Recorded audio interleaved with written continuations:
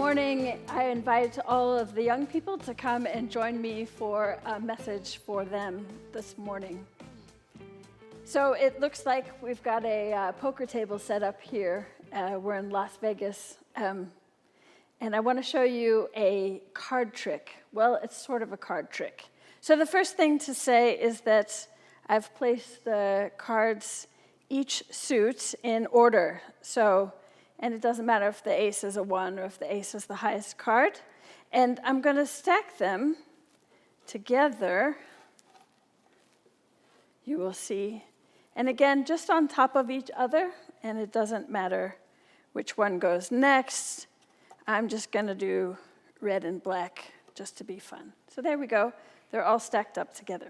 Now next, I'm going to cut the cards in an even number. So 2, 4, 6, 8, it doesn't really matter. So you can count with me if you want. So that's one cut of the cards. That is 2. That is 3. And let's make 4 the last one. That's an even number, okay? So now I'm going to spread the cards out because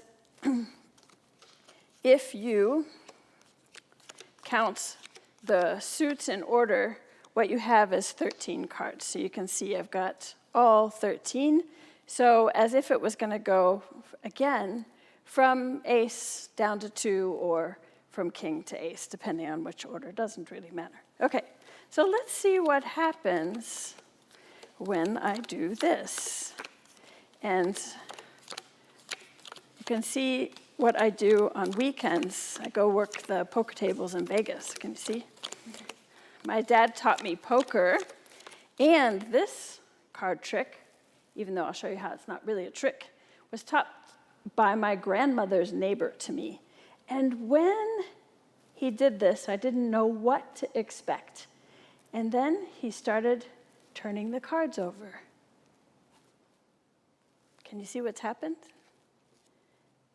You see how they've all lined up? Now all the numbers are all together in the same piles. Just do them all just to make sure you know it works. And there's no mess-ups anywhere. There's the 4s, there are the 5s, and there are the 6s.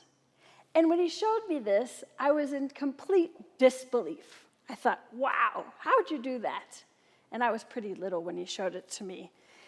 And I thought, it's like a magic card deck. He did something, I didn't see something. Doesn't magic kind of feel like that? Something happens and you think, wow, I can't even believe that happened.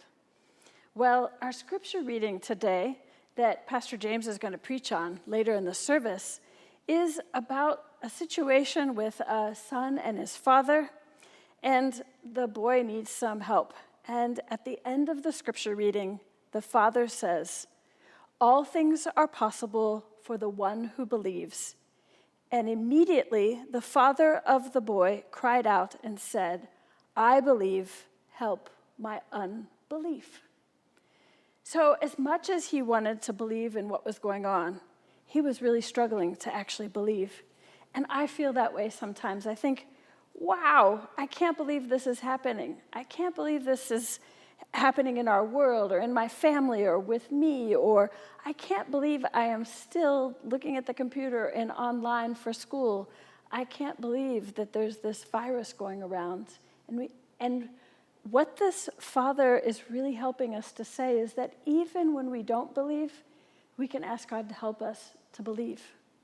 So maybe we're feeling really, really afraid of something, and we say, God, I'm really afraid, but I don't want to be. Help me to be calm. Help me to get rid of that fear and to trust. Or we might be really doubting something, and we might say, God, I need your help. Help me to believe. And God is with us in our belief. God is with us in our unbelief. God is with us in our ordinary days. And that's what's so beautiful and why we think that it's so important to have God in our lives, that in all situations that we can call upon God. And there's one more thing that I think is amazing about God, is in these situations, God is also feeling and experiencing what we're feeling and experiencing.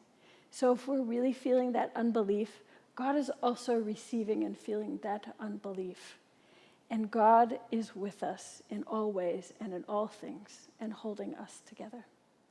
So there's nothing magical about this. There's no trick to it. In fact, you can do it at home.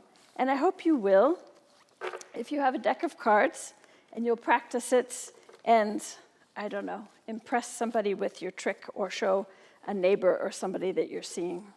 So if you want to do one more thing, again, this is not a trick, but when I first saw it, when I was a young child, my neighbor at home, she used to always do her cards like this when she would shuffle them. And I thought, I could never do that. And now, it's like the only way I know how to shuffle the cards. So maybe you can try that at home too and enjoy playing with them. And as you're doing this and practicing at home, just remembering that God is with you when you're afraid, when you doubt, or when you are not sure you can believe what's going on. Hope you have a great week. Thinking of you and miss you so much.